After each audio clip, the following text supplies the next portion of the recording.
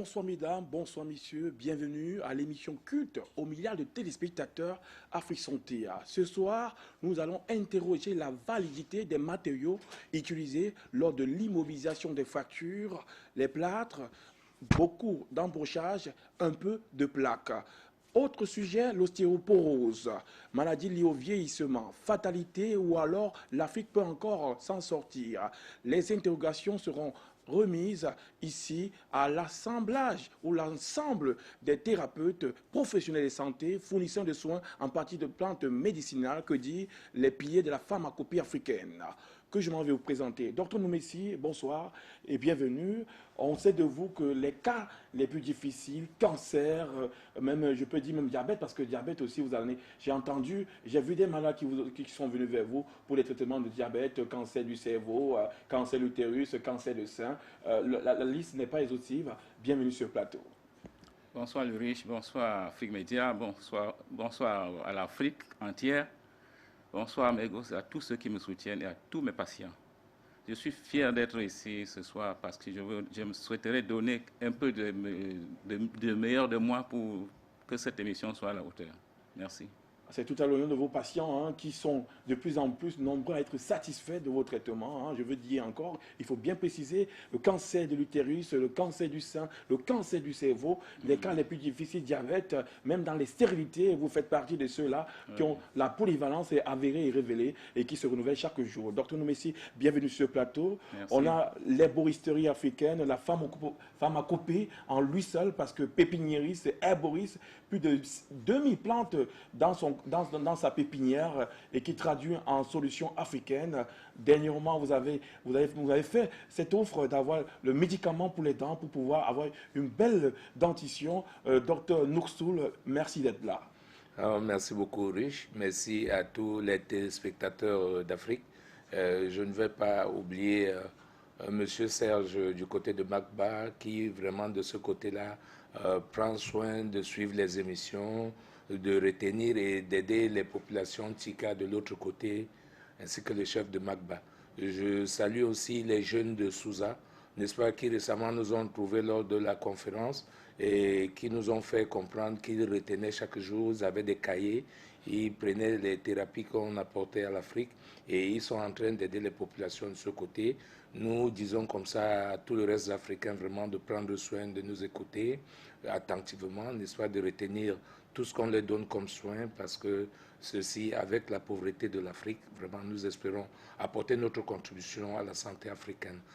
Salut le monde. Salut le monde, pauvreté africaine. Vous voulez parler des pauvretés en matière financière parce que l'Afrique est riche dans son sous-sol et riche de ses plantes. Il y a des plantes partout. Il suffit de se retourner pour vous voir. Vous êtes la représentation de la plante africaine, docteur Noursoul. Notamment, mais vous savez, les poches africaines sont confisquées depuis dans d'autres poches. Alors, les poches étant dans d'autres poches, raison pour laquelle nous facilitons, n'est-ce pas, à l'Africain, à tous ceux qui nous écoutent, d'aller derrière la maison, prendre tout simplement sa plante et vivre au moins dans l'espoir de voir ce que demain sera pour nous. Rien n'étant plus précieux que la santé. L'hygiéniste, Dr Faure Jean-Denis, enseignant d'université, vous êtes détenteur aussi d'une ONG qui a plus de 20 ans d'existence, je crois. Vous avez fait vos études en Égypte, vous condensez la médecine orientale, la médecine même africaine, et vous avez aussi une prolongation dans le savoir-faire, je vais dire, asiatique. Dr Faure, ce condensé se traduit en argot locaux sous forme de 3 cercles pour dire la réunion de tous les savoirs. Docteur Jean Faure Denis, merci d'être là. Oui, merci Ulrich. Bonsoir à tous les téléspectateurs. Je suis heureux d'être là pour partager mes connaissances avec le public africain, le public du monde.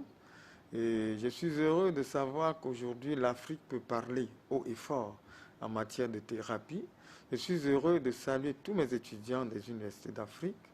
Je pense surtout à ces malades qui souffrent dans des plâtres, cette machine, cet appareil qui immobilise l'homme. Aujourd'hui, nous trouverons des solutions. Peut-on remplacer les plâtres? Comment et à quel moment? Bonsoir. Bonsoir, docteur Foro. Hein. On avons aussi dans ce quatuor qui va se compléter avec la présence de docteurs. On va parler très vite dans ces usages. Vous avez docteur Péchi. Bienvenue, monsieur Péchi. Docteur Joseph, vous avez que 2 hépatitropes, on ne parle pas tellement de cette hépatitrope, mais qui est déjà adoubé par les institutions, le Sénat au Gabon. Les Gabonais ou ceux qui ont fait du Gabon savent ce que c'est que le prix de la recherche scientifique à travers l'hépatitrope, qui soit l'hépatite, le diabète, qui soit le diabète. C'est dit que vos produits n'ont plus besoin d'être adoubés puisqu'ils sont reconnus au niveau africain. Ils sont prêts à la disposition de celui qui en reconnaît la valeur. Docteur Péchi aussi, l'ancestralité, c'est votre domaine, la richesse des plantes et la disposition dans ce qui est déchet en Afrique, en savoir en liquide et de la manière la plus brute, c'est-à-dire en poudre, parce que vous voulez conserver le savoir-faire africain, vous évitez autant que possible le conditionnement qui pourrait altérer l'identité de la médecine africaine. Docteur Jean-Denis, docteur Péchi, bienvenue. Oui, bonsoir Monsieur Urich. Bonsoir aux chers téléspectateurs, bonsoir aux responsables d'Afrique Média, bonsoir le monde qui est en train aujourd'hui de nous regarder. Je pense que tout au long du débat, vraiment, je dois pouvoir exposer mon savoir-faire et surtout diriger les populations africaines dans l'espace, parce que l'espace a des plantes médicinales que vous pouvez, n'est-ce pas, à travers les formules de plantes médicinales que nous vous donnons ici, cueillir ces plantes et traiter certaines maladies. Quelque part, on vous dit que ces maladies ne sont pas traitées. Toutes les maladies sont traitables par les plantes. Merci. Merci aussi de votre fidélité sur le plateau. Alors, on va clôturer cette grille de présentation. Docteur Aaron Cavert, docteur pharmacologue, enseignant d'université aussi, qui enseigne jusqu'à plusieurs 6e années dans cet amphithéâtre qui est situé en Afrique centrale, précisément au Cameroun. Il est dans la recherche, l'Institut des recherches des plantes médicinales. Il n'est pas à la recherche pour ne pas trouver, parce qu'à son actif, il a plus de 12 produits reconnus par l'Organisation mondiale de la propriété intellectuelle, l'OMPI. Alors, docteur Aaron Cavert, c'est l'occasion pour vous aussi, dans la prolongation de la dernière émission, de pouvoir dire ce que vous pensez des plâtres, des plaques et même des embauchages. On va commencer cette émission, ce sera pas en image, mais ce sera pour dire passer la parole à docteur Noussoul, les plâtres. On pourra peut-être l'avoir sous forme de photos sur le petit écran. Les plâtres sont très régulièrement utilisés de manière même systématique lorsqu'il y a des fractures. Alors ces plâtres, est-ce que ne cachent-ils pas un danger quelconque? De très graves dangers, riches. De très graves dangers. Le problème est que le malade qui se trouve le plâtré, est-ce que celui-ci était conscient qu'on est en train de le conduire quelque part à l'hôpital? C'est ça le problème. À partir du moment où il y a accident, parce que la plupart des fractures, n'est-ce pas, qui sont de manière grave, dérivent, n'est-ce pas, des accidents très violents. Et imaginez qu'un accident violent vous frappe, riche. Vous ne vous retrouvez tout simplement qu'à l'hôpital, parce que quand on vous transporte, on dit courez avec lui à l'hôpital, courez avec lui à l'hôpital. Et pendant qu'on court avec vous à l'hôpital, au même moment où vous arrivez, du coup, on est en train de plâtrer même votre pied. Vous allez constater qu'il y a des moments où on fait une semaine, on dit, oh, en plâtrant le pied, est-ce qu'on avait regardé qu'il y avait ouverture? Est-ce qu'on avait regardé ceci, cela? Et pendant ce temps, le pied a déjà pris ce qu'ils vont appeler plus tard des gangrènes, des cancers, tout un tas de maladies. Je dis, c'est un très grand risque quand immédiatement, dès qu'on a la fracture, qu'on se précipite mettre le plâtre tout en disant qu'on est en train de stabiliser l'os. Mais j'ai toujours dit, quand on stabilise dans cet os, que se passe le reste de partie du corps qui a bougé? Parce qu'il s'agit d'un véhicule qui vient de faire un accident grave. C'est toutes les parties du corps qui bougent, riche. Voilà, le plâtre est donc très dangereux, et vraiment gravement dangereux, que tout au long de l'émission, nous allons développer et voir tous les différents dangers qui, partant du plâtre, arrivent même à couper le pied du malade, voire même conduire le malade à la mort. Alors, cette entrée, elle est carrément éblouissante. Les boulets rouges sont jetés sur le plâtre, qui pourtant a une couleur blanche. Docteur Noumessi, ce plâtre, on ne va pas peut-être décrire totalement son utilité, mais il y a des cas où on a mis à plâtrer et replâtrer le même malade pour une atteinte au niveau de l'os. Ben, que se passe-t-il? Pourquoi est-ce qu'en moins d'un mois du plâtrage, on a oublié de renouveler en disant l'os a bougé? Pourquoi ce plâtre, ce qui est censé immobiliser l'os, peut aller au contraire de son côté fonctionnel? Non, normalement, le plâtre, pour moi, je le condamne fermement parce que j'ai eu un enfant qui avait une petite fracture au niveau de la main. Alors, on était sur le point de plâtrer, mais cependant, cette partie malade, un jour après, avait commencé à noircir. Moi, j'ai interdit, j'ai refusé le plâtre parce qu'il savait qu'en condamnant la main dans le plâtre pendant des semaines, je ne sais pas, je devais me retrouver avec des situations plus graves. Ça veut dire des gangrènes comme le frère vient de citer ou autre chose. Bon, moi, je n'aime pas le plâtre. Bon, j'ai préféré aller à la manière traditionnelle. En 3-4 jours, l'enfant est allé à l'école. Parce que moi, je pense que... Et il a écrit, quoi. Bon, je pense qu'avec le plâtre, normalement, l'effet d'immobiliser et laisser le corps dans un fond chaud, c'est très dangereux, ce n'est pas favorable pour la santé. Il y a des matières naturelles qu'on associe au cas des fractures pour pouvoir obtenir une guérison rapide. Ben, c'est l'occasion, hein, lorsque l'on a fait le tour, de nous donner, si on n'a pas recours au plâtre, ben, qu'est-ce qu'on peut utiliser à la place? Oui, vous aurez la possibilité de rebondir là-dessus. Docteur Faujon-Denis, ce plâtre, hein, vous l'avez très instamment évoqué, plâtre, ben, qu'elle peut avoir? Parce que normalement, un plâtre, il est tout blanc, ben, il est là, on dessine. Parfois, on fait des signatures sur le plâtre pour pouvoir peut-être reconforter le malade, mais le plâtre, quel est le danger qu'il représente? Déjà, le plâtre est une solution qui n'est pas utile pour le corps. Le plâtre immobilise, empêche la peau de respirer, empêche le corps de respirer. Le plâtre peut créer une gangrène. Quand il y a une plaie, par exemple, sur la zone qui a été fracturée, si la plaie n'a pas été bien soignée, le plâtre peut entraîner cette plaie vers la mucosité, vers la gangrène, et finalement, on risque de perdre la jambe. Donc, il est préférable de remplacer le plâtre par une autre solution naturelle, et nous les avons. Nous exposerons la solution naturelle tout à l'heure sur ce plateau. À quel moment faut-il plâtrer et quand faut-il plâtrer, pour quelle durée? C'est ce que nous allons répondre. Les 3 questions sont essentielles. Hein. Quand est-ce qu'il faut plâtrer, de quelle manière et pour quelle durée? Ça, on voit là le professeur d'université avec le sens du résumé, Dr Faujon-Denis. Dr Péchi, quand faut-il, on va peut-être demander, quel est votre regard, quel regard portez-vous sur l'usage du plâtre? Tout à l'heure, comme un copanéliste a dit, quand on plâtre, n'est-ce pas, disons, un membre, d'abord même déjà le membre ne respire pas. Il faut aussi savoir que la blessure qui est dedans est en train de se transformer en gangrène. Et contrairement au plâtre traditionnel qui est mobile, qu'on peut à chaque moment détacher et puis soigner la blessure et puis remettre.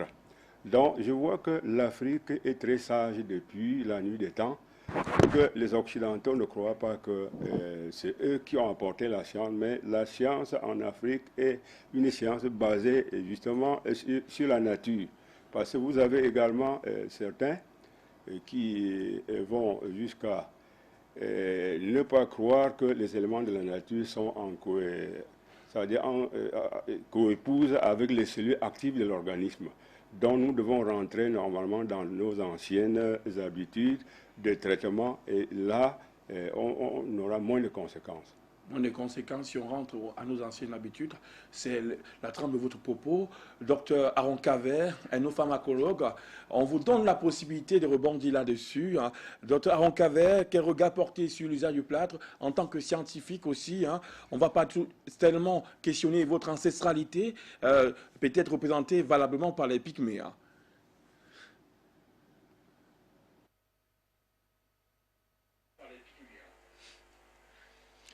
Bonsoir Aurish, bonsoir aux panélistes du Plateau Central, bonsoir à tous les téléspectateurs d'Afrique Média, d'Afrique et du monde entier, bonsoir au peuple pygmée et peuple Mbororo, tous les peuples autochtones de l'Afrique, sans lesquels nous ne serions pas là où nous sommes aujourd'hui. Nous leur disons sincèrement merci pour le travail qu'ils font pour nous depuis la nuit des temps.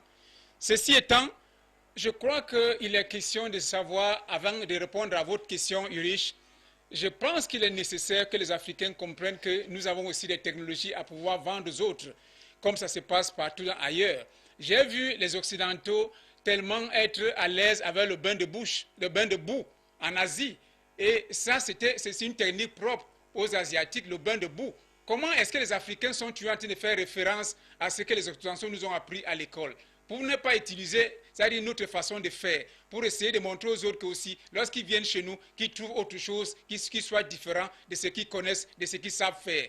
Donc, je pense qu'également, lorsque nous on a un problème, comme le plâtre, je reviendrai à votre question tout à l'heure, mais je pense qu'il est mieux qu'on comprenne qu'en réalité, pour tout problème de santé, il y a 1001 solutions. Il faut qu'on le reconnaisse. Il n'y a jamais un seul couloir pour tout problème de la vie, y compris le problème de la santé. Pour que nous soyons là-dessus, pour dire qu'il y a tel exemple qui marche. Je pense que c'est pour ces raisons que le docteur Jean-Michel Krab disait qu'en réalité, la science occidentale ou la médecine n'est pas une science comparable à la chimie ou alors comme à la physique, que c'est plutôt un art. L'art, c'est quoi? L'art, ça s'applique selon le milieu sociopolitique, socio-économique et socio-culturel. Ça veut dire que votre médecine, c'est là où vous êtes né, comment vous faites pour essayer de pouvoir trouver la santé.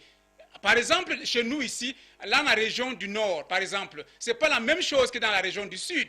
Donc ça veut dire qu'on peut traiter le même paludisme qu'on a ici, là-bas différemment et ici différemment. Donc je pense qu'il faut savoir mettre les gens sur le couloir pour leur faire comprendre que lorsque vous avez un problème de santé, il peut y avoir 1001 solutions selon les régions, selon la culture, selon l'économie et selon les possibilités financières.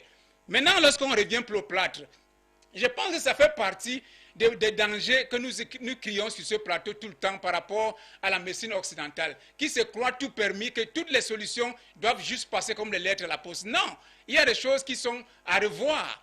À un moment donné, nos ancêtres avaient les plâtres en termes comme les bambous, comme les petits bâtons qu'on tissait avec les espaces. Qui leur a enseigné à leur dire qu'en réalité, ces bambous qu'on pouvait mettre pour immobiliser, c'est-à-dire un cas de fracture, c'est-à-dire qui leur a dit que le corps a besoin de respirer, le corps a besoin de prendre l'atmosphère dans son milieu ambiant pour vivre. Parce qu'un corps qui est déjà en dehors, quand il n'y a pas le soleil, il n'y a pas d'oxygène, et qui ne peut pas librement respirer, il est appelé à pourrir et à changer de métabolisme. Qui leur a dit ça? Donc la science, c'est l'Afrique, la science chez nous. Nous devons valoriser tout simplement notre savoir-faire pour que les autres nous respectent dans les relations de donner-recevoir. Ne plus leur dire que c'est eux qui ont les solutions et que nous nous appliquons au quotidien.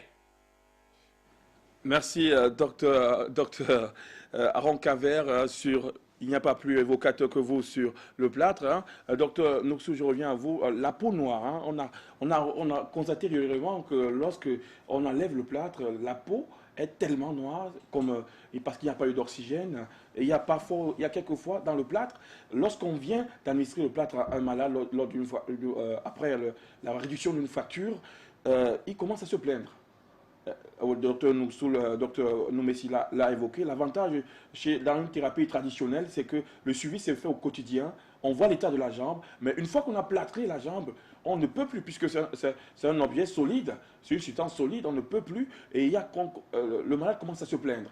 Parfois, il y a tellement de la compression au niveau, puisque c'est un plâtre circulaire au niveau de la jambe, que le malade n'arrive pas. Parfois, on dit non, d'ici 2 ou 3 jours, ça va aller. 4e jour, la douleur persiste et on est obligé peut-être de couper le plâtre, ou alors, si on le laisse jour demain dans sa douleur, on risque d'avoir une gangrène. Pourquoi insister là-dessus lorsqu'on connaît que le nombre de patients commence à se faire très grandissant lorsque le plâtre est mal exécuté? Non, voilà, Eric, voilà autant de fautes, voilà autant de ce que nous constatons, voilà autant de ce que venait de dire tout à l'heure le docteur Aaron. En réalité, il n'y a pas de perfection quelque part. On vous a dit, avant de plâtrer, on disait dans les émissions précédentes qu'il fallait passer par la radiologie. On est donc passé par la radiologie. On a plâtré. Qu'est-ce qui se fait que le pied commence à maigrir? Il y a problème. Ça veut dire que même la radiologie, en réalité, tout le monde n'a pas les capacités, même les docteurs formés, de lire tous les traits des fractures à travers la radiologie. vraiment. Même les docteurs formés n'ont pas la capacité de lire tous les traits de la fracture à travers la radiologie. Et le corps de l'homme est un bâtiment qui est construit comme un véhicule, riche, comme je le disais tantôt dans mes propos. C'est-à-dire, à partir du moment où vous êtes fracturé, à partir du moment où cette partie du corps a bougé et qu'on l'immobilise parce qu'une certaine radiologie a démontré qu'on avait fixé les os, parce qu'on les avait balancés à gauche ou à droite, ce n'est pas une certitude au moment où on est en train de mettre le plâtre. C'est toujours susceptible à bouger. Et à partir du moment où ça bouge, Ulrich, ce n'est pas seulement la partie fracturée qui bouge, c'est tout le corps. Si on est fracturé au niveau de la jambe, c'est-à-dire les reins sont infectés. Et si les reins sont infectés, vraiment on peut ressentir les douleurs, même tout le long de la colonne vertébrale, et voire même atteindre au niveau du cerveau. Donc, il est inadmissible de prendre donc une partie du corps enfermée dans un plâtre comme celui que nous sommes en train de voir à l'écran, condamné totalement, empêcher à la personne de respirer. C'est très normal qu'à la sortie, n'est-ce pas, de ce plâtre, vu les douleurs de la personne, qu'on retrouve que le bras est en train de mincir. Et à partir du moment où cette personne quitte donc de là, se rend chez le praticien, il revient demain avec un autre résultat. On dit, ah, il est sorti de praticien avec un mince pied. Non, il est entré de là avec ce mince pied. C'est ce mince pied qu'on a ressorti du plâtre, qui est venu se faire acheter chez le praticien. À sa sortie, maintenant, on le voit sortir guéri. Celui-ci marche quand même néanmoins avec un pied mince, mais qui devait être à la longue coupé. Ulrich. Mais c'est cela aussi, docteur Nomessi, parce que cette compression du plâtre entraîne beaucoup d'autres maladies, parce qu'au niveau de la jambe, lorsqu'il y a une fracture de la jambe, au niveau du péroné ou du tibia, quand le plâtre est trop serré, on finit par, ils appellent ça dans le jargon médical le syndrome de Loge. Ou c'est le syndrome plus régulièrement, le syndrome de Volkmann. Lorsqu'on parle de plâtre, on parle du syndrome de Volkmann. L'extrémité, l'orteil n'arrive plus à bouger, on ne sent plus les orteils, la sensibilité est perdue, la motricité est perdue, et ça se prolonge le long de toute la jambe. Là, à cause de la compression, on peut perdre toute une jambe. Alors, est-ce qu'il n'y a pas lieu d'avoir une autre utilité? Comment on peut contourner le plâtre à la méthode africaine? Par quoi est-ce qu'on peut valablement remplacer le plâtre? Il faut que je vous explique d'abord quelque chose par rapport au plâtre. Vous savez, le plâtre, normalement, quand il est trempé, il chauffe. Ça chauffe au moins 1 heure de temps. Et vu que la partie plâtrée subit un choc de chaleur intense, vous comprenez déjà que les nerfs et tout ce qu'il y a comme tendon au niveau de l'endroit, je veux dire jusqu'à la moelle, dans l'os, est touché. Bon, et là, c'est pour cette raison que vous voyez les orteils et tout, la cheville, si c'est au niveau des chevilles, si c'est au niveau des coudes, tout ça perd le fonctionnement parce que tout est bloqué et c'est cuit. Parce que le plâtre chauffe, vraiment. Moi, je manipule le plâtre plutôt pour faire des décorations, pas pour l'humain, quoi. Bon, alors, dans la méthode africaine, nous avons des bambous qu'on tisse tranquillement avec les fils comment on appelle ça, de raffia. On le tisse tranquillement. Pour ma méthode, il faut que j'anticipe un peu quelque chose ici. C'est que moi, j'utilise régulièrement ces bambous tissés sur la partie où il y a la fracture. J'écrase les noyaux d'avocat. Ça, c'est pour oxygéner même déjà le lieu et éviter les odèmes et d'autres choses. Quand vous écrasez... Bon, vous passez ça en cataplasme dessus et on le noyau d'avocat écrasé en cataplasme en application sur la jambe cassée. Voilà, c'est pour les blessures et pour l'oxygène. Pour l'oxygène et pour les blessures. Et pour les blessures. Et ça favorise la circulation sanguine. Ensuite, vous prenez les attelles en bambou. Oui, et puis on tient le bambou, on immobilise. On ne le détachera que 2 jours après. Pour un suivi régulier. Pour un suivi régulier. Au moins là, on a la visibilité de Au bout d'une semaine, franchement, vous pouvez mettre le pied à terre. Même si vous avez une canne, ce serait pas... vous serez déjà soulagé. Là, il n'y a pas question de... On tasse à l'évite la maigreur du pied parce que lorsqu'on ne voit pas... On ne peut pas avoir le pied maigre avec cette... C'est lorsqu'il y a cette protection de plâtre qu'on nage dans l'invisible. Voilà. Docteur Faujean-Denis, c'est une démonstration, les noyaux d'avocat écrasés et appliqués sur la partie en cataplasme pour oxygéner. Hein, alors on ne peut pas avoir un pied tout noir, tout charbonneux, tout crasseux. Non. Et avec, à différence, à la place du plâtre, il faut les attelles en bambou avec des cordages en raffia. Je crois, ben, c'est extraordinaire, ce trésor africain. Ah oui, oui, oui, c'est ça. Comme disait le docteur Nouksoul tout à l'heure, les bambous sont assez utiles. Mais nous devons comprendre une chose. Tous les thérapeutes du monde entier, les chercheurs, les médecins, tous ces gens-là, devraient comprendre une chose. La médecine est non seulement une science, mais un art. Rien ne sert de se passionner pour un idéal si on ne va pas au réel. Le réel est ce problème d'actualité de la médecine qui va puiser dans la tradition ancienne pour se préparer à son évolution moderne. Je voudrais donc dire que on peut, au lieu de se cramponner, de scruter sa mémoire au niveau des plaques, on pouvait rentrer, voir les thérapeutes africains, les praticiens, avec leurs méthodes. J'ai été soigné par des praticiens. Après l'échec de la kinésithérapie, par exemple, occidentale, j'ai eu des massages au fait de la complémentarité de la kinésithérapie occidentale et la kinésithérapie traditionnelle africaine. Mais j'ai constaté que j'avais un membre qui s'était bloqué, et c'est la kinésithérapie traditionnelle. Les massages, les massages traditionnels qui m'ont rééduqué. Le membre qui était fracturé, qui était emprisonné dans du plâtre. Je me souviens, quand j'étais au lycée, j'ai fait un choc au cours d'un match de football. Je m'étais fracturé au niveau de la rupture. J'ai été plâtré. Et au plâtrage, maintenant, la jambe est restée bloquée. Pendant quelques mois, on m'a envoyé à un kinésithérapeute d'un hôpital de la place. Le kinésithérapeute a fait son travail, mais la jambe est restée bloquée. Très figée. Oui, figée. Parce que plâtré, noirci et tout. Mais c'est le masseur traditionnel africain. Je me souviens bien de cette... C'était une masseuse traditionnelle qui a remis ma jambe en place. Et je pense que il faut rentrer dans la tradition africaine et éviter les plâtres. On peut remplacer les plâtres par des emplâtres d'argile, des cataplasmes d'argile, parce que l'argile permet de relaxer, l'argile permet de reconstruire, l'argile permet de revitaliser, de régénérer.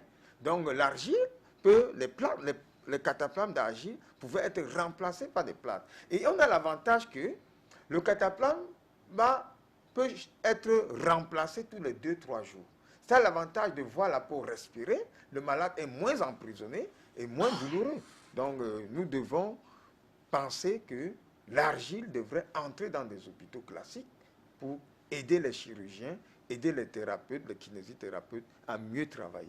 Il faut rentrer, voir les praticiens, ils ont des secrets extraordinaires en Afrique. Ben, ça veut dire, et en plus l'argile, on n'importe pas l'argile en Afrique, puisque nous avons l'argile sur place, docteur Fo. L'argile est présente partout sur le sol africain. Il suffit seulement de faire des analyses physico-chimiques pour voir quelle argile est adaptée à tel cas, mais généralement l'argile est sympathique. L'argile le plus proche du malade, de son environnement immédiat, agit favorablement. Et l'argile, nous sommes argileux. Le corps est fait. Dieu a créé l'homme à base de la poussière, à base de l'argile. Quand le corps reçoit de l'argile, et en contact avec l'argile, elle s'harmonise et elle guérit. Donc le plâtre ne devrait pas exister en Afrique. Peut-être qu'en Europe, ils peuvent utiliser le plâtre, mais je ne vois pas l'environnement africain nous donne tout ce qui est utile. Je vais vous prendre un exemple. Dans le haut plateau de l'Ouest, il y a un arbre qu'on appelle dans la langue des régions d'Ingo, sur les hauts plateaux de l'Ouest, il y a un arbre qu'on appelle traditionnellement le yam. Cet arbre est extraordinaire. Elle soigne les fractures, elle soigne les entorses, elle soigne l'ostéoporose que nous verrons tout à l'heure.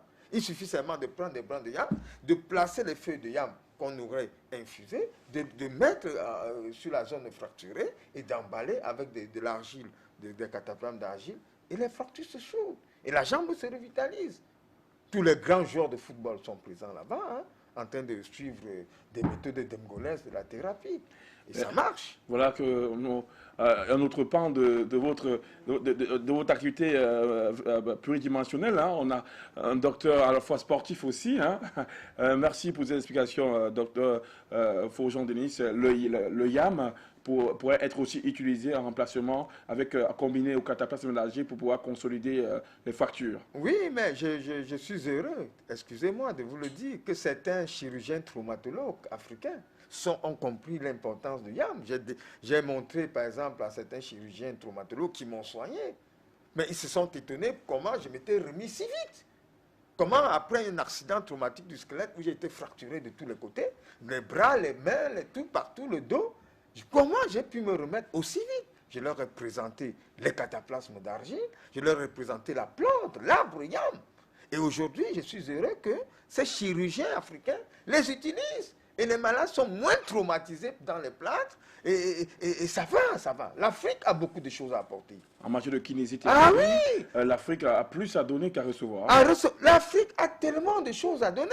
Le kinésithérapeute formé de façon classique dans nos hôpitaux devrait associer la phytothérapie pour s'enrichir et être un grand médecin de leur éducation.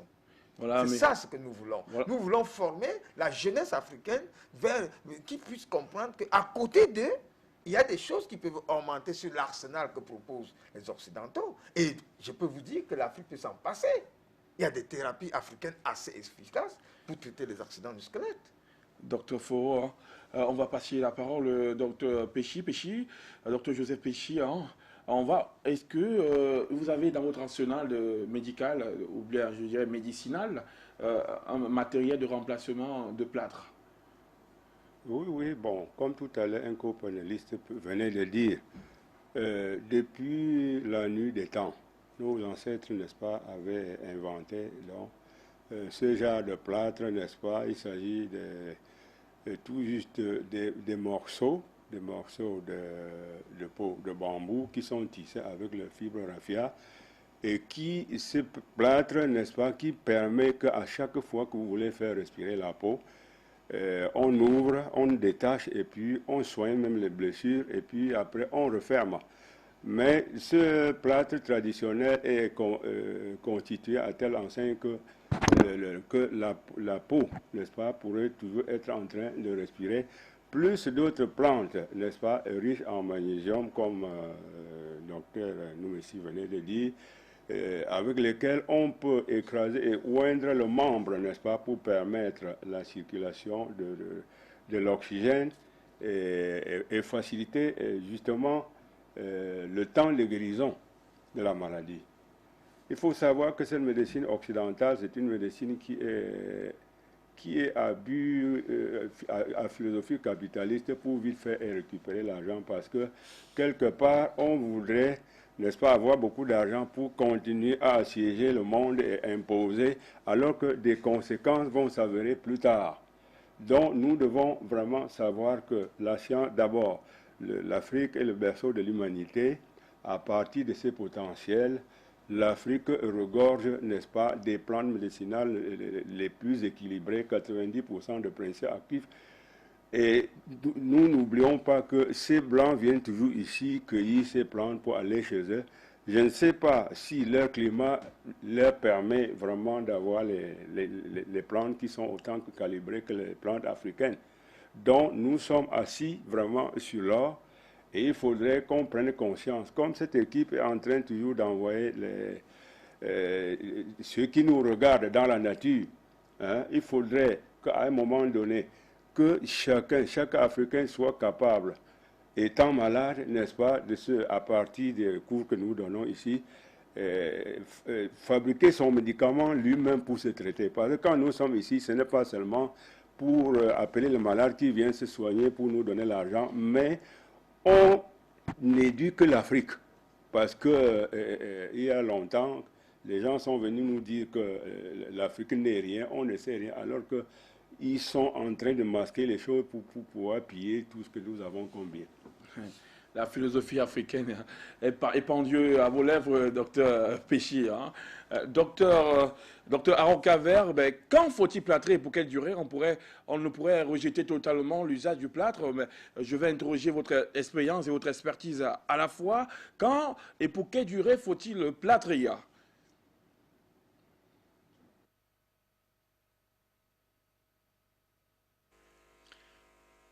Oui, merci Yurich. Comme je disais tantôt dans mon propos préliminaire, je pense que les Africains ont sérieusement des solutions.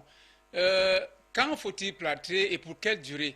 Vous savez, tout ce qu'on fait, ça dépend également de la gravité des fractures, de la gravité même de la pathologie. Et vous savez, une fracture ouverte n'est pas la même chose qu'une fracture semi-ouverte ou celle-là qui a traversé. Bon, vous savez, c'est différentes catégories. Donc, c'est par rapport à la gravité qu'on peut dire qu'on peut essayer de plâtrer. Ça dépend également des masseurs. Il y a des masseurs qui ne plâtrent pas du tout, mais on essaie juste d'immobiliser le pied pendant quelques temps. Et vous allez voir, au bout de 3 jours, le pied commence à pouvoir revenir, même sans avoir plâtré, parce qu'ils ont un certain magnétisme. J'ai également vu les pygmées utiliser les os des chimpanzés pour essayer de pouvoir immobiliser, parce qu'ils lavent même souvent leurs bébés avec l'eau de chimpanzé pour que l'enfant, là, même s'il tombe, vous savez, les chimpanzés, leur temps, c'est pour monter sur les cordes et tout. Quand ils tombent, là, c'est comme si une tige est tombée. Donc, pour que même les cas de fractures sont rares chez eux. Donc, ils utilisent également ça pour essayer de pouvoir faire comme les petits, pour essayer, ils ont également ça de bâtonner certains petits arbustes qui peuvent mettre ensemble comme un genre de natte, comme les doigts, à peu près, savoir les tisser pour immobiliser également les endroits qui ont été fracturés. Ça fait de telle manière que, comme je disais tantôt, que selon la gravité, on ne peut pas déjà dire que tout genre de fracture peut avoir les mêmes intensités de soins, tout genre de fracture peut avoir les mêmes précautions, c'est selon la gravité. Mais une chose est certaine, c'est que les Africains doivent comprendre que si ces méthodes sont revitalisées, si ces méthodes sont prises en compte, je pense qu'on n'a pas tellement de choses à envier aux autres en termes de matière de santé. Je vais vous donner l'exemple d'une jeune fille qui était étudiante en médecine. Elle est venue ici, au Cameroun. Elle avait déjà une ménopause précoce. Son père est biologiste, sa mère est biologiste, ils sont tous américains. Mais c'est une grande-mère au niveau de la région du Sud qui lui a donné sa santé. 2 mois après, ses règles étaient revenues. Elle a fêté, elle a fait un anniversaire. Comment donc les Africains peuvent rester toujours castrés dans l'ignorance, dans le fait qu'ils ne s'acceptent pas, ils n'arrivent pas à pouvoir sortir et mettre en évidence les techniques ancestrales, les techniques de nos ancêtres, les techniques des Pygmées, les techniques des Mbororo et tout le peuple autochtone. Vraiment, je pense que nous avons une richesse. C'est fini le temps où on va nous dire qu'il faut le médecin orthopédiste à faire ceci. Ces radios sont là. C'est fini cette époque-là. Je pense qu'à un moment donné, on a vu les spécialistes, je connais les femmes gynécologues, médecins, qui n'ont même pas eu de règles. À un moment donné, même pas de retard. Comme pour dire qu'à un moment donné, ça ne va pas. Elles couchent les grands-mères à gauche, à droite. Mais cette histoire de spécialistes, il faut que ça s'arrête là. Les Africains doivent sortir leur gond et être en mesure de pouvoir présenter au monde entier les solutions et les vraies. Ben, c'est bien entendu, hein, on ne peut pas renforcer vos paroles de mieux que vous. Hein. On va prendre d'autres appels pour pouvoir donner la possibilité aux intervenants de donner leur avis sur ce débat concernant le plâtre.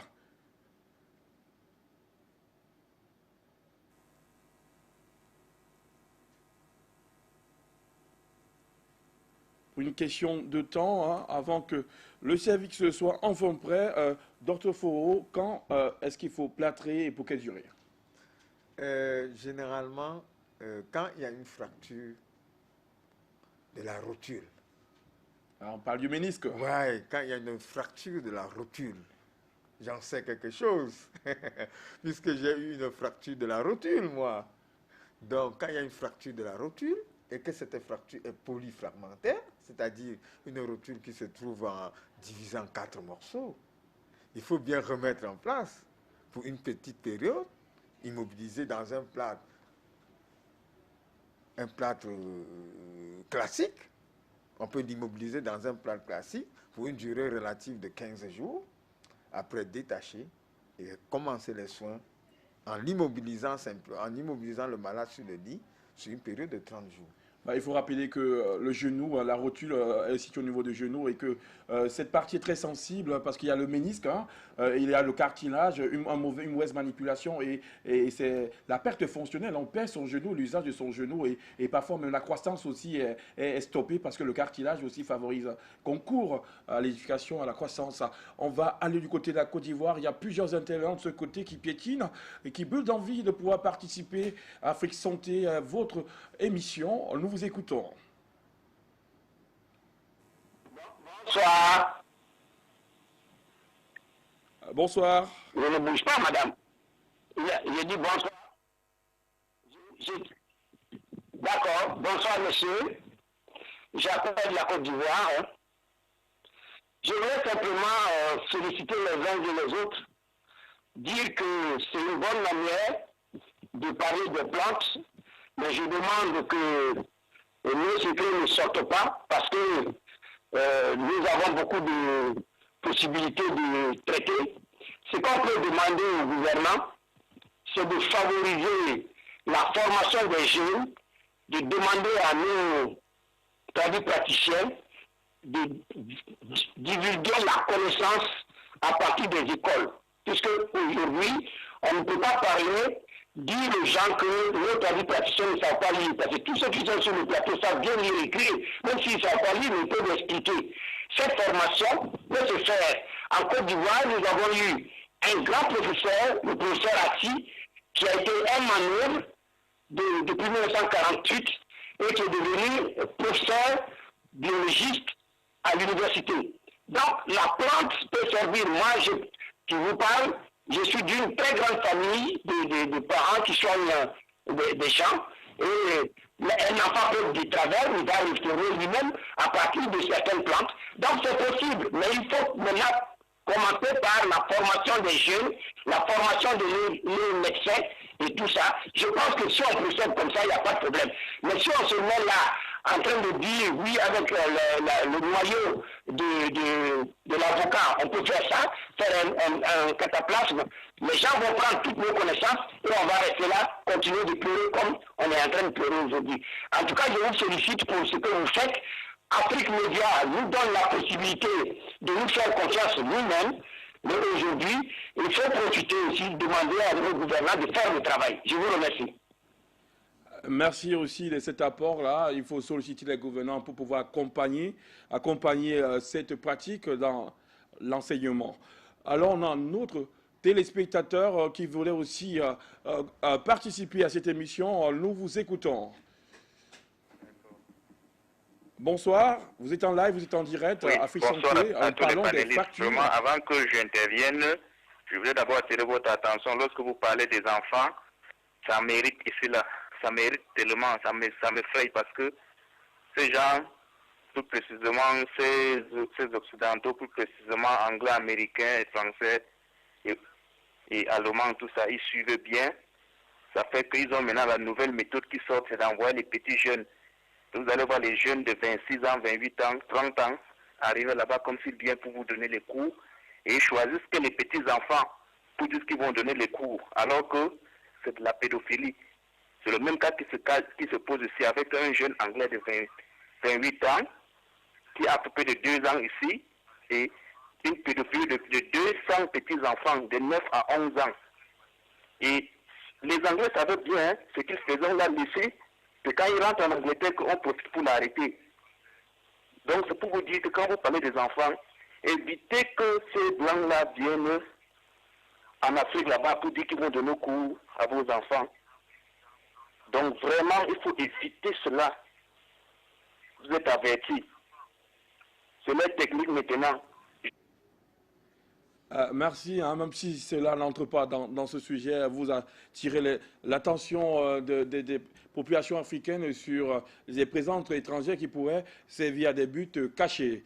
Un autre téléspectateur, bonsoir et bienvenue.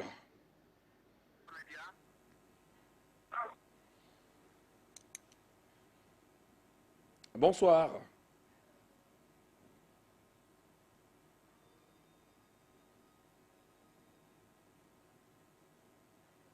Nous allons prendre un autre appel, un autre appelant, hein, pour pouvoir... Allô? Allô, Parc de Cous?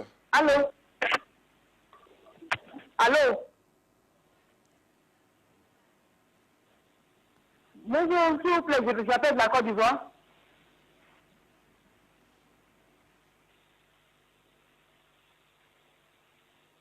J'aimerais avoir le numéro du docteur Messi.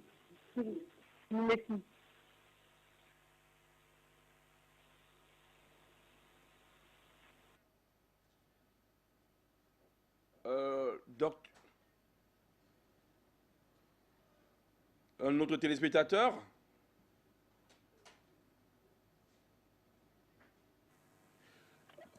L'émission continue sa course sur ce plateau, docteur.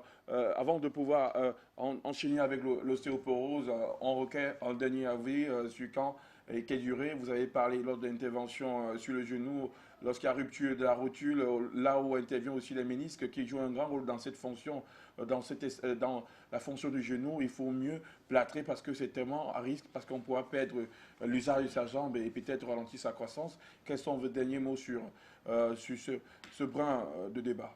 Oui, il faut plâtrer pour un temps très court, juste pour immobiliser de façon rationnelle et consommer beaucoup d'aliments riches en calcium. Pour rapidement, on peut procéder par une alimentation riche en calcium, consommer du soja, des jeunes feuilles de manioc très rapidement pour pouvoir les feuilles d'avocatier, comme disait le docteur Péchy, et favoriser rapidement que le calcium se mette en place et sortir le plâtre chimique et procéder par des cataplasmes d'argile. Merci, docteur Foro. Il faut rappeler aussi que, à la suite des Ivoiriens qui a demandé la formation des jeunes au gouvernement d'aider les jeunes à conserver cette pratique, à l'immortaliser dans le temps, vous détenez une ONG dans laquelle vous excellez dans la formation dans plusieurs modules. Oui, nous avons compris il y a quelques années que l'Afrique devait se réveiller. Parce que dans mes recherches, j'ai constaté que dans les campagnes d'Afrique, un peu partout au Bénin, en Côte d'Ivoire, au Togo, dans les 17 pays africains que j'ai parcourus, en fond en comble, j'ai constaté qu'il y avait un trésor de connaissances chez les tradipraticiens. Alors je me suis dit qu'après ma formation universitaire, après ma formation en médecine naturelle scientifique, il était grand temps de rentrer d'aller vers les tradipraticiens, mieux les comprendre, essayer d'apporter un plus à leurs connaissances, les réformer, les recycler. Et aujourd'hui, nous avons monté une ONG depuis quelques années et nous formons, je voudrais saluer vraiment ce téléspectateur de la Côte d'Ivoire et lui dire qu'au Cameroun, en Afrique centrale, il y a depuis quelques années une école de médecine naturelle scientifique qui forme les tradipraticiens dans leur spécialité. Et nous sommes heureux aujourd'hui que des rebouteux africains ont des connaissances en anatomie, en physiologie, en hygiène, et qui donnent des résultats de plus en plus performants, d'excellents résultats à leurs patients. Et aujourd'hui, nous avons... Docteur Fauvier-Serre, vous avez cette facilité de donner les cours de manière magistrale. Il faudrait peut-être vous interrompre pour pouvoir donner toutes les promesses aux Africains condensées dans cette émission. On va dire, pour sortir, vous aider à sortir, vous avez reçu, j'ai été témoin de plusieurs personnes qui viennent du Gabon, de la sous-région Guinée-Équatoriale, pour venir renforcer le savoir-faire sur plusieurs modules. Vous avez vos numéros au bas du petit écran pour plus d'informations. Il y a un téléspectateur, une téléspectatrice qui a demandé aussi à connaître le numéro de Dr Péchy et non Dr Messi. Toujours au bas de l'écran, vous avez les numéros des différents professionnels de la santé à partir des plantes. Dr Péchy, il y a Dr Noumessi. Vous permettez, Dr Noursoul, que je fasse aisément ce travail. Alors, on va aller à l'ostéoporose. Ce sera un petit film pour savoir de quoi il est véritablement question.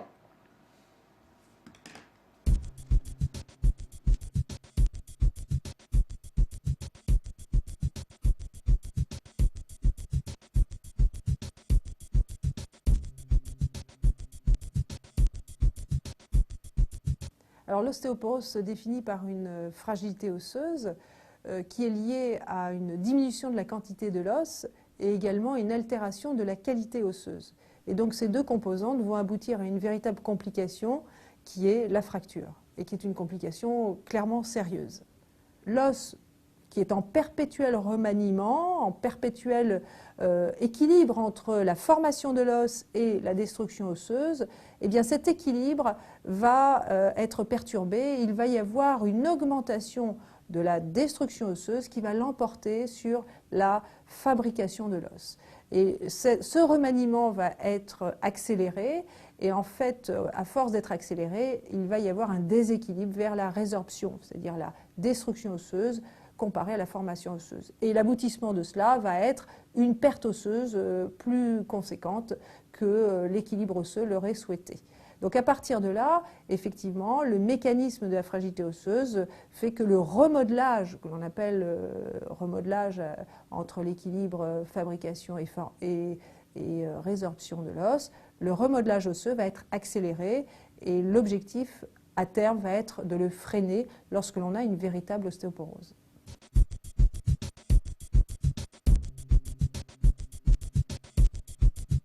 En termes de facteurs de risque, principalement, on va dire que les femmes sont touchées du fait de la ménopause, puisque à la ménopause, il y a une carence en hormones estrogènes, et les estrogènes sont des hormones qui limitent la fragilité osseuse, en tous les cas qui protègent de l'os. Et donc quand on a une carence, le risque est de majorer la fragilité osseuse au fil de l'âge, et clairement 40% en moyenne de femmes de la population féminine va avoir une ostéoporose dans sa vie après 50 ans. Alors ça ne veut pas dire que ça ne touche pas l'homme. 13 à 15% des hommes ont une véritable ostéoporose, mais là encore, elle est moindre par rapport aux femmes. Et donc là aussi, il y a des facteurs de risque qui se surrajoutent et qui favorisent cette fragilité osseuse, indépendamment des hormones. Alors plusieurs facteurs de risque, à part le fait d'être une femme et d'être ménopausée, eh bien, il y a les antécédents personnels de fractures. Il faut savoir qu'une fracture, qu'il s'agisse d'une fracture vertébrale comme une fracture du poignet, est un signal d'alarme pour dire que le risque de deuxième ou énième fracture va survenir, et en particulier dans l'année où la fracture est arrivée. Donc il est très important d'imaginer que lorsque l'on a une fracture, il faut faire vite pour identifier la fragilité osseuse et pour, après un bilan bien entendu, aboutir à une prise en charge thérapeutique globale et en particulier éventuellement des médicaments. Donc parmi les autres facteurs de risque, il y a les antécédents familiaux de fracture et en particulier la fracture du col du fémur chez le papa ou la maman, qui est un facteur de risque pour l'enfant, et d'autres facteurs de risque qui sont malgré tout non négligeables, que sont les patients qui sont sous corticoïdes par voie générale sur une période de plus de 3 mois. Ce sont des patients à risque car les corticoïdes fragilisent l'os, selon les individus, pas chez tout le monde, mais selon les individus. Donc il est indispensable de faire une évaluation de l'état osseux au moment de l'introduction de la corticothérapie, si on sait que c'est sur du long terme, et d'évaluer la fragilité osseuse en tant que telle sous traitement.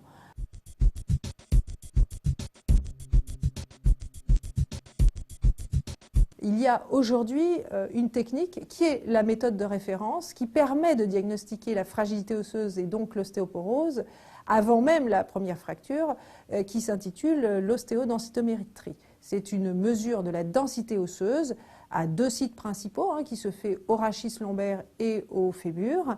Et les valeurs que l'on retient vont permettre d'identifier la réalité ou non de la fragilité osseuse et d'établir le diagnostic d'ostéoporose sur un examen pratique. Et à partir de là, faire un bilan et prendre en charge la fragilité osseuse en tant que telle. Bref, moment de santé, on est actuellement sur l'ostéoporose.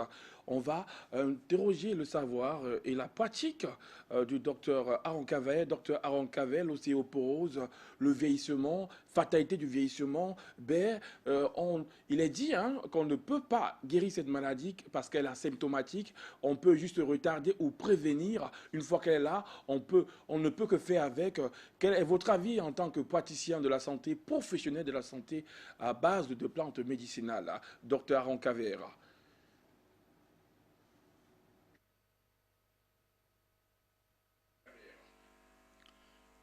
Oui, je pense que Yurich, il faut qu'on sache que lorsque l'on est, à partir du moment où on est bébé, on forme, c'est-à-dire que tous ces os se forment à partir de ce que nous consommons, à partir du lait maternel et jusqu'à tout ce que nous consommons jusqu'à ce qu'on devienne adulte. C'est là où on constitue donc maintenant, c'est-à-dire soit la fragilité, soit la force au niveau de ces os. Et comme je disais ici sur ce plateau récemment, il y a 2 types de cellules qui sont responsables de la cellule qui est responsable de la solidité des os. On l'appelle maintenant, c'est la cellule ostéoplaste. C'est-à-dire c'est elle qui est responsable de la solidité des os. Maintenant, il y a l'autre qui est la résorption, c'est les ostéoclastes. Donc, maintenant, lorsqu'on a dépassé l'âge de 40 ans, ça fait que ces deux cellules, il peut avoir des problèmes. Maintenant, beaucoup plus les Occidentaux. Moi, dans mon entourage, je n'ai pas trop vu les femmes, même monopausées, qui se sont fragilisées, qui se sont cassées à cause de l'ostéoporose. Oui, parce que je sais que leur alimentation au niveau des Occidentaux est beaucoup plus, c'est-à-dire une alimentation qui est centrée sur les acidifiants. Et donc, les acidifiants diminuent, c'est-à-dire la solidité de l'os. Ça fait en sorte qu'au fur et à mesure que l'âge avance, soit vous devenez courbé, soit vous devenez... Et comme nous aussi, nous voulons les imiter dans leur alimentation, ça fait qu'à un moment donné, vous allez voir les gens courbés, aller dans les villages où les gens mangent beaucoup plus nature. Et moi, je n'ai pas vu les mamans qui disent que la cassure du bassin, ou alors du genou, ou alors je ne sais pas d'autres choses. Donc, l'ostéoporose, beaucoup plus... Ça récent lorsqu'on a commencé à imiter le mode de vie des Occidentaux en Afrique parce qu'on mange tout qui est très salé, les nourritures qui ont préparées. Si on continue à manger nos genres de nourriture, on a moins de problèmes d'ostéoporose chez nous parce que ces nourritures sont beaucoup plus alcalinisants et sont moins acidifiants. Donc leur problème en réalité, c'est parce que tout est devenu presque chimique, acide. Que ce soit les jus, que ce soit les boissons, que ce soit tout ce qui mange, encore le lait qui acidifie tout. Et ça fait que plus on consomme ces choses, plus on a l'ostéoporose. Or, moi j'ai vécu avec les pygmées. Je n'ai pas vu un cas, un jour, on me dit qu'une femme pygmée est tombée ou alors le bassin s'est cassé. Parce qu'ils font quoi avec le lait? Ils font quoi avec le lait artificiel? Ou alors le lait qui vient, je ne sais pas, des vaches. Donc pour dire que c'est un problème de milieu, comme je disais tout à l'heure que la science, c'est là. Ça veut dire qu'en ce moment-là, nous, on ne connaît pas trop ce problème ici chez nous, parce que les gens restent encore en train de consommer les choses, les produits africains par rapport aux produits occidentaux. Mais quand on commence à les imiter, alors nous aurons plus de problème en ce sens-là. Merci, Dr Aron, de ce condensé, de cette vue panoramique sur le sujet. Hein. Vous avez tellement parlé de ce peuple pygmée qui est détenteur d'un savoir-faire, premiers habitants de la Terre. On l'a en image, au regard dans ce fabuleux environnement, ces pygmées. On peut rendre hommage sous forme d'acclamation à ces détenteurs du savoir-faire africain. Ça dépend de chaque téléspectateur. Voici en image les pygmées. Voilà l'environnement. L'ostéoporose n'en fait pas partie. En tout cas, je ne n'en vois aucune. Alors, voilà qui est donné, quel hommage est donné à ce peuple de la forêt pygmée pour leur savoir-faire en matière médicinale. Docteur Aron Kaver, le peuple est vraiment représenté ici par vous et on les souhaite encore longue vie pour pouvoir profiter de leur long savoir-faire. Alors, docteur Jean-Faux-Denis, l'hérédité, est-ce que l'ostéoporose, s'il y a dans la facture, dans la famille, dans ma précédente famille, si le papa avait eu le péroné fracturé ou alors la maman avait eu la fracture de la hanche, est-ce que dans la génération suivante, dans ma génération, je suis condamné à avoir l'ostéoporose? Mais dans la génération suivante, vous êtes presque condamné, plus ou moins condamné à avoir l'ostéoporose. Oui, oui. Mais vous pouvez corriger cela par une alimentation équilibrée. C'est-à-dire vous mangez suffisamment des nourritures riches en calcium, de vitamine D, de vitamine A, bref, vous devez manger une nourriture équilibrée, riche en vitamines, en minéraux et en oligo-éléments. Donc, quand vous avez une alimentation bien équilibrée, et surtout, c'est la conscience osseuse, la masse osseuse se forme dans les 20 premières années, avant l'âge adulte. Il faut déjà pouvoir consommer des aliments, suivre une vie qui permette à la masse osseuse, au squelette, de se solidifier pour la suite de la vie. Docteur Noussoul, l'hérédité, je ne comprends pas, parce que si c'est une fatalité que les parents l'ont eu, toute la génération va finalement l'avoir. Est-ce que vous partagez cet avis, docteur Noussoul? Moi, je ne suis pas de cet avis, totalement pas de cet avis, parce que, comme le disait le docteur Aron tout à l'heure, en réalité, nous, on a grandi sans entendre tout ce que vous êtes en train de dire.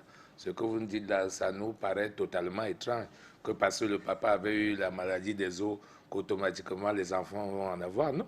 En effet, dans la culture de la région d'où je sors, dans le pays qu'on appelle le Cameroun, chez nous, en réalité, dès que l'enfant naît, on commence d'abord par le faire bouger. Ça veut dire qu'au moment de la naissance, on prend les hannetons. Les hannetons, c'est ces asticots qui sortent des palmiers qu'on jette à l'intérieur de l'eau. Rien que ces asticots commencent d'abord à faire remuer l'enfant. Un enfant qui ne bougeait pas commence à devenir solide. Rien que les hannetons commencent à durcir ses os.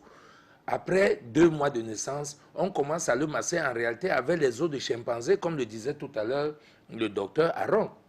Ceci solidifie ses os. L'enfant continue maintenant avec l'allaitement maternel, avec tout ce qu'il va consommer comme repas en grandissant. En réalité, même jusqu'à 80 ans chez nous, vous allez trouver un vieux qui était à la chasse ou il rentrait n'importe quoi. Il est même tombé avec les gibiers, mais quand il arrive, ça ressemble à une entorse ou à une distraction, tout simplement, mais pas une fracture. Donc, ça, c'est des nouveaux mots, c'est des mots importés. Normalement, quand on est en train de nous donner, on appelle les stéroquois, un père va se croquer la langue en appelant tout simplement ce genre de mots. Donc, en réalité, ce sont des maladies qui n'ont même pas un nom africain. En Afrique, un Africain va vous dire que je suis né avec les os souples ou bien mes os étaient tremblants. En réalité, ça n'existe pas chez nous. En Afrique, ça, c'est des mots nouveaux que normalement, nous voudrons même que ça n'entre pas dans les oreilles de certains parents parce qu'ils vont se tromper totalement de toute cette machine au moment d'élever leur enfant. Donc, en réalité, nous, même les femmes qui sont atteintes de monopause, même le mot monopause là, ça c'est en réalité des choses qui nous sont importées parce que monopause en réalité n'existe pas. Je vous ai dit, je suis chef de village dans l'île de Manoka quelque part. Là-bas, nous avons les femmes qui ont même 60 ans, elles accouchent encore, elles sont là présentes maintenant. Demain, vous pouvez vérifier. Vous comprenez? Dans le village de Mississippi ou de Ndongo. Donc, je vous dis qu'en réalité, nous, on ne connaît pas ça. Donc, dit même qu'on a atteint ménopause, tout ça, pour nous, c'est des fois comme le chien écoute le son de la guitare. J'espère que le chien ne va pas se mettre à danser. Docteur Noumessi, qu'est-ce qu'il faut donc de penser de l'ostéoporose? L'hérédité, c'est héréditaire, on peut l'attraper, selon vous, docteur Noumessi? Non, je partage entièrement l'avis de mon frère, parce que jusqu'au diabète, quand on surveille son alimentation, on ne peut pas parler d'hérédité. C'est pour dire ceci. Vous savez, excusez-moi que je vous explique un petit point. Je sais qu'en Afrique, il faut vraiment avoir beaucoup de courage, même pour faire ce que nous faisons là. Parce que quand nous donnons des traitements aux personnes, certains croient encore que c'est à l'Occident qui a le meilleur. Mais cependant, du côté de l'Occident, le service social d'un certain pays, j'ai soigné des gens là-bas, des gens de ce pays, malgré que quelqu'un qui souffrait d'un cancer de cerveau a trouvé sa guérison, et après avoir fait 1 an d'hospitalisation, je l'ai sorti de l'hôpital après 15 jours de traitement. Le service social, 3 mois après, récupère la personne, puis il faut absolument qu'il dise qu'il a soigné, parce qu'on m'envoie des coups de film, et fille-toi, on risque de te tuer en Afrique, c'est monté, c'est descendu. D'autres cas sont encore là, mais on vient de séquestrer encore quelqu'un pour 2 semaines parce que je l'ai aidé en France. Donc, ce qui veut dire que l'Afrique, si nous n'avons pas le courage, je ne peux pas trouver, parce que tout le monde, d'autres pensent que nos plantes leur appartiennent, nos arbres leur appartiennent, nos forêts leur appartiennent. C'est pour dire ceci, tous ceux qui ont, pour moi, l'ostéoporose, si l'Africain comprend, il peut vivre très longtemps et ne jamais souffrir de ce genre de maladie. Donc, je peux aussi vous indiquer quelque chose. Si vous associez seulement les feuilles de chou, le poivron et la goyave de temps en temps dans votre alimentation, je pense que vous allez vivre longtemps sans même souffrir de maladie. C'est vraiment tout ce que je peux vous dire. Surtout en évitant le lait et tout ce que d'autres ont déjà condamné. Merci, docteur Noumessi. Docteur Péchi, ostéoporose, définition, une maladie sans symptômes. Comment peut-on reconnaître une ostéoporose et la différencier du rhumatisme, de l'arthrite rhumatoïde et d'autres affections osseuses? Parce qu'on a l'impression qu'on est dans un mélange, on ne sait pas faire la part entre l'ostéoporose, le rhumatisme, l'arthrite. Bref, ce sont les maladies des os, mais quels sont les symptômes accordés à l'ostéoporose? Tout d'abord, il faudrait que je fasse une définition de l'ostéoporose pour que je lui donne un nom. C'est une maladie des os très fréquente chez les femmes après la ménopause et chez les personnes âgées. Donc c'est une maladie qui est caractérisée par une décalcification diffuse des os. Alors, il faut aussi savoir que dès lors que ces personnes âgées, n'est-ce pas, commencent à avoir la destruction du calcium au niveau des os. C'est là où ils perdent souvent l'équilibre. D'autres marchent en se courbant. Et les uns vont en s'appuyant sur justement sur un bâton.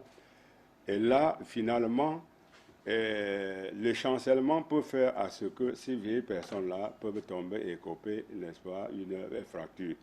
Mais il faut déjà savoir que lorsque un enfant naît, il y a ce qu'on peut appeler une fabrication biologique du calcium, presque jusqu'à 25 ans.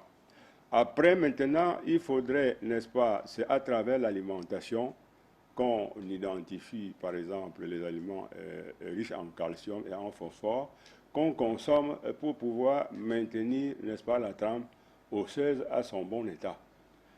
Comme un confrère ici a parlé, n'est-ce pas, de l'alimentation, l'alimentation joue un rôle très prépondérant. Parce que...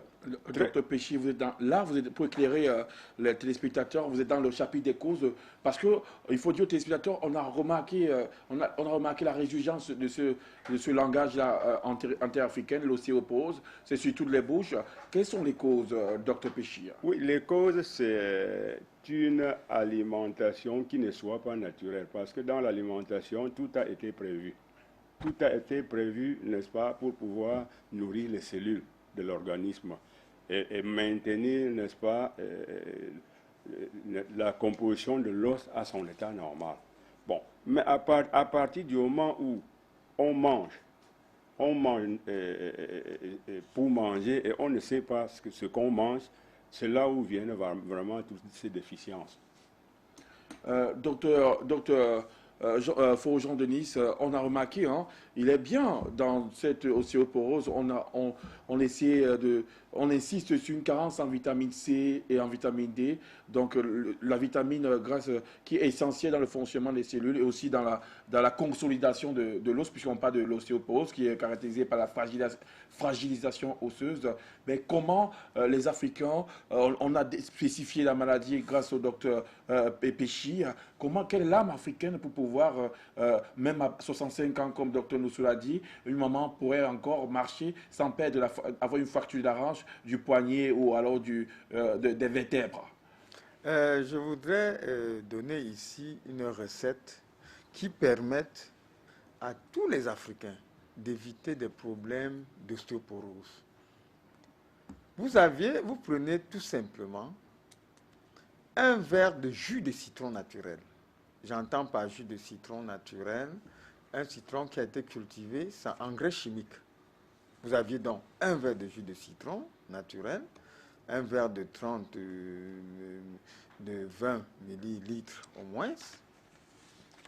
Vous plongez dans ce verre de jus de citron un œuf naturel. J'entends par œuf naturel l'œuf du village. L'œuf du village, pas l'œuf de ferme. L'œuf de ferme est tout simplement des poisons déguisés. C'est l'œuf industriel, donc c'est un poison. Je voudrais parler de l'œuf du village. Vous plongez donc un œuf du village dans un verre de jus de citron. Vous laissez fondre pendant au moins 6 heures de temps. Après, vous faites sortir l'œuf qui était dans le jus de citron que vous mettez à côté. Vous allez obtenir le citron avec la coquille d'œuf qui s'est fondue dans le jus de citron. Vous pouvez remuer. Si vous n'êtes pas diabétique, vous augmentez à ce jus de citron du miel. Alors vous avez une composition qui lutte très efficacement contre l'ostéoporose, le manque de calcium. Il faut le prendre sur une durée limitée, c'est en titre préventif pour éviter l'ostéoporose, ou bien c'est quand l'ostéoporose est déjà installée, et est-ce qu'il faut le prendre indéfiniment? Il faut le prendre de façon régulière, c'est-à-dire on peut prendre ce verre une fois par semaine à titre préventif, mais à titre curatif, on peut le prendre tous les jours sur une durée relative de 15 à 30 jours. Sous surveillance médicale, on peut le faire. Mais si l'âge est déjà suffisamment avancé, on peut ajouter cela, une plante dans l'environnement africain. Je pense aux jeunes feuilles de manioc. Les jeunes feuilles de manioc sont riches en calcium, en magnésium, en fer. Et cela permet aux Africains de lutter contre le manque de calcium, de lutter contre les problèmes posés par l'ostéoporose. Ainsi, l'ostéoporose sera oubliée.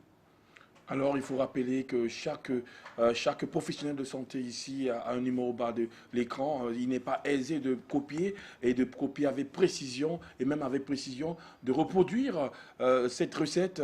Il faut bien vous approcher des spécialistes pour ne pas jouer à l'apprenti sorcier, j'ai mal dit sur ce plateau. La maladie est vraiment dangereuse et encore plus dangereuse que si on utilise le bon ingrédient et de la mauvaise manière. On peut augmenter sans le vouloir la maladie ou se précipiter à la mort. On a parlé des fractures, on a assumé ou on a interrogé on a ressassé sur la validité de ce plâtre. Quand est-ce qu'il faut utiliser le plâtre, pour quelle durée?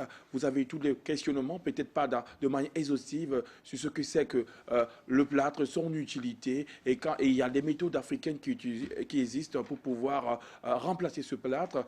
L'ostéoporose, l'hérédité, vous avez compris, l'hérédité est remise en doute par nos professionnels de santé. Il est possible de ne même pas tenir compte de la ménopause, selon les propos du docteur Noussou, à 60 ans, dans son village dont il est chef, on peut accoucher et dont la ménopause n'est pas une cause de l'ostéoporose. On peut éviter l'ostéoporose en ayant une bonne hygiène de vie et en appliquant ces recettes dont docteur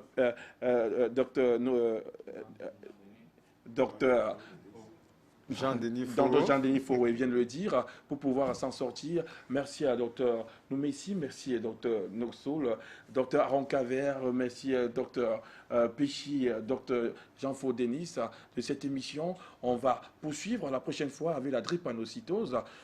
On invite encore l'ensemble des téléspectateurs, tout en vous remerciant d'avoir contribué pour pouvoir continuer cette émission. D'ici là, portez-vous bien.